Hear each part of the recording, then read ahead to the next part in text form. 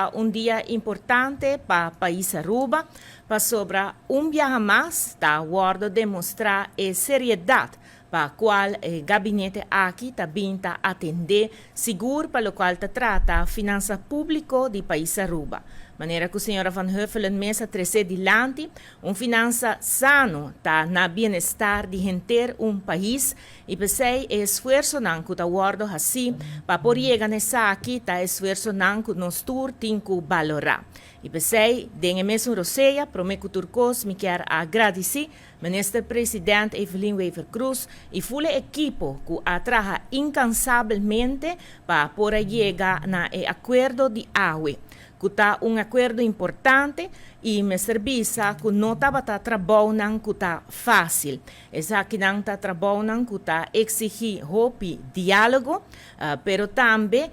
esta maneira bisa está exigir paciência também de glória. Maneira nós bisa sempre e me serviça dessa aqui me está contente que como ministro de finanças me por a duna e sostém necessário na ministra presidente para assinar e por a riba e diálogo nan aqui nan ku awe ta llega na acordo. Acordo aqui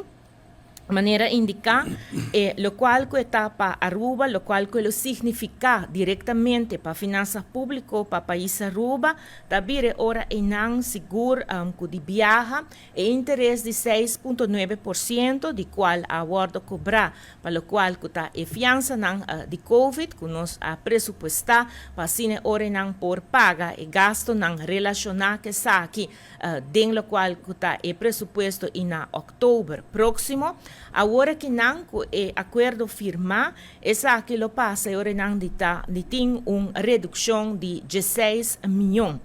Se nos queda solamente na 5,1%, essa que lo significa 173 milhões florin riba full,